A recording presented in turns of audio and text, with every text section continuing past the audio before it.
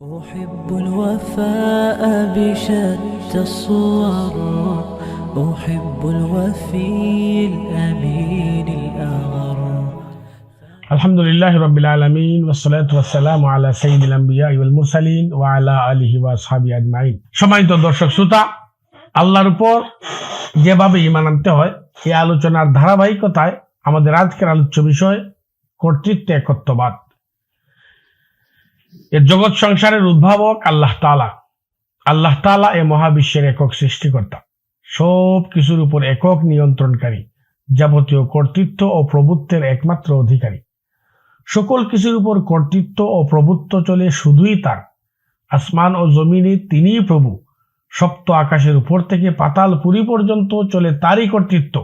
ইহাই প্রতিষ্ঠিত বিধান, মুসলমানদের আকীদা ও বিশ্বাস।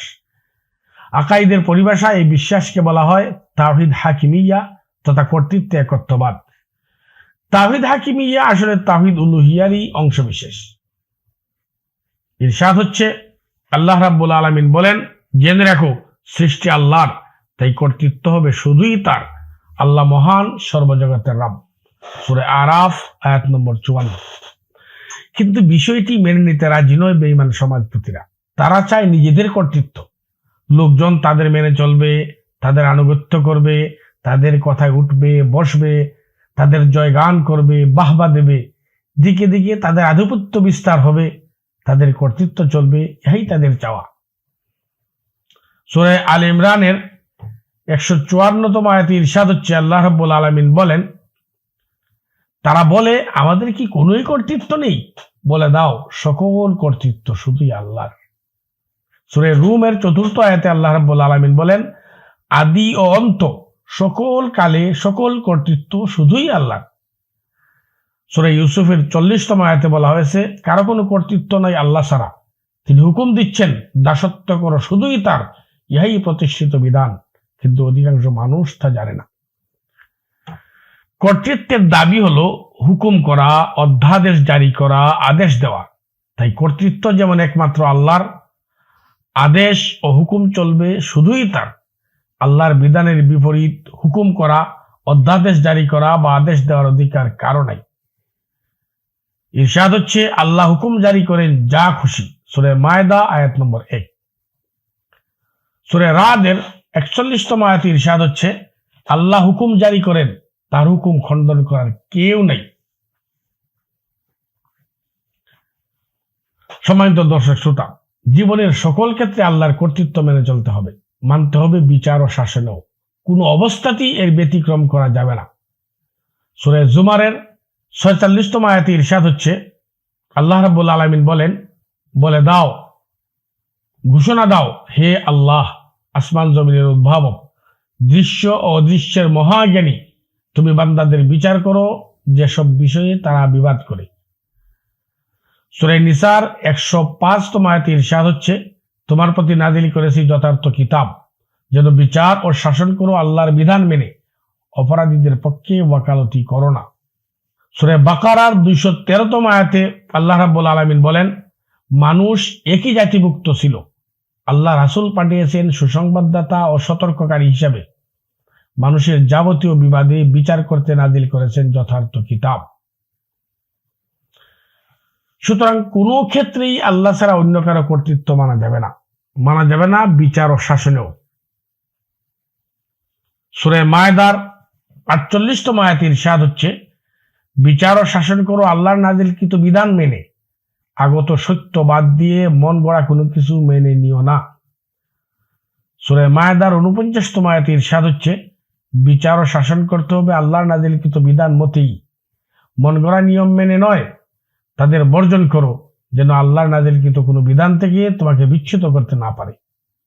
আল্লাহর কর্তৃত্ব অবজ্ঞা করার পরিণতি দুনিয়ার লাঞ্ছনা ও আখিরাতে চির জাহান্নাম। যারা আল্লাহর কর্তৃত্ব অবজ্ঞা করে তারা দুনিয়াতে লাঞ্ছিত হয় এবং আখিরাতে তাদের নিক্ষেপ করা হবে চির জাহান্নামে। সূরা আহজাবের 37তম আয়াতে ইরশাদ হচ্ছে, আল্লাহ রাব্বুল আলামিন বলেন, আল্লাহ ও রাসূলের কোনো ফয়সালা না মানার ইখতিয়ার মুমিন নারী পুরুষ কারো নাই। আল্লাহ ও রাসূলের অবাধ্য ব্যক্তি বিভ্রান্তিতে নিপতিত। সূরা সাদের 26তম আয়াতে আল্লাহ রাব্বুল আলামিন বলেন, দাউদ, আমি জমিনে তোমাকে খলিফা বানিয়েছি যেন বিচার ও শাসন করো সত্য কিতাব মতে, মন গড়া নিয়ম মেনে নয়, তাতে আল্লাহর পথ থেকে তুমি বিচ্যুত হয়ে যাবে। সূরা নিসার 65তম আয়াতে আল্লাহ রাব্বুল আলামিন বলেন, না, আল্লাহর কসম, তারা মুমিন হতে পারবে না যতক্ষণ না তাদের যাবতীয় বিষয় মীমাংসার জন্য তোমার কাছে আসে, তোমার দেওয়া ফয়সালা বিনা দ্বিধায় মেনে নেয় এবং সম্পূর্ণরূপে আত্মসমর্পণ করে। সম্মানিত দর্শক শ্রোতা, আল্লাহ ছাড়া অন্য কারো কর্তৃত্ব মেনে নেওয়া শিরিক। যে মেনে নিল সে মুশরিক চির জাহান্নামী। সূরা কাহফের 26তম আয়াতে আল্লাহ রাব্বুল আলামিন বলেন, আল্লাহ ছাড়া কোনো ওয়ালি নাই, কর্তৃত্বে অন্য কাউকে শরীক করো না। সূরা মায়েদার 50তম আয়াতে আল্লাহ রাব্বুল আলামিন বলেন, তারা কি জাহিলি যুগের নীতিমালা চায়? অনুগত জাতির জন্য আল্লাহর চেয়ে উত্তম নীতি নির্ধারক আর কে? সূরা আনআমের 114তম আয়াতে আল্লাহ রাব্বুল আলামিন বলেন, রাসূল সাল্লাল্লাহু আলাইহি ওয়াসাল্লামকে উদ্দেশ্য করে আল্লাহ রাব্বুল আলামিন বলেন, বলো, আমি কি আল্লাহ ছাড়া অন্য কোন নীতি নির্ধারক খুঁজব? অথচ তিনি কিতাব নাজিল করেছেন বিস্তারিত বর্ণনা দিয়ে। সূরা দাহারের 24তম আয়াতে আল্লাহ রাব্বুল আলামিন বলেন, আল্লাহর কর্তৃত্বে সন্তুষ্ট থাকো, কোনো পাপিষ্ঠ কাফিরের আনুগত্য করো না। সূরা মায়েদার 44তম আয়াতে আল্লাহ রাব্বুল আলামিন বলেন, যারা আল্লাহর নাজিলকৃত বিধান মতে বিচার ও শাসন করে না তারা কাফির। সূরা মায়েদার 45তম আয়াতে আল্লাহ রাব্বুল আলামিন বলেন, যারা আল্লাহর নাজিলকৃত বিধান মতে বিচার ও শাসন করে না তারা জালিম। সূরা মায়েদার 47তম আয়াতে আল্লাহ রাব্বুল আলামিন বলেন, যারা আল্লাহর নাজিলকৃত বিধান মতে বিচার ও শাসন করে না তারা ফাসিক। সম্মানিত দর্শক শ্রোতা, এতক্ষণ আমরা তাওহীদ হাকিমিয়া সম্পর্কে আলোচনা শুনলাম। এবার আসুন জেনে নেই এর সারসংক্ষেপ। জীবনের সকল ক্ষেত্রে আল্লাহর কর্তৃত্ব ও প্রভুত্ব মেনে চলতে হবে। আল্লাহ ছাড়া অন্য কারো কর্তৃত্ব ও প্রভুত্ব মেনে নেওয়া যাবে না। বেঈমান নেতারা নিজেদের কর্তৃত্ব প্রতিষ্ঠিত করতে চায়। বিচার ও শাসন করতে হবে আল্লাহর কর্তৃত্ব মেনে, আল্লাহর নাজিলকৃত বিধান মতে। আল্লাহর বিধান বাদ দিয়ে মন গড়া নিয়ম নীতি মানা যাবে না। কোনো ব্যক্তি, প্রতিষ্ঠান, সামাজিক বা রাজনৈতিক দল, আঞ্চলিক বা আন্তর্জাতিক সংস্থা, কোনো অর্গানাইজেশন, কারো কর্তৃত্ব মানা যাবে না আল্লাহ ছাড়া। ইহাই মুসলমানের ঈমান, আল্লাহর উপর ঈমানের ইহাই ভিত্তি। সম্মানিত দর্শক শ্রোতা, এতক্ষণ আমাদের সঙ্গে থাকার জন্য ধন্যবাদ। আসসালামু আলাইকুম ওয়া রাহমাতুল্লাহি।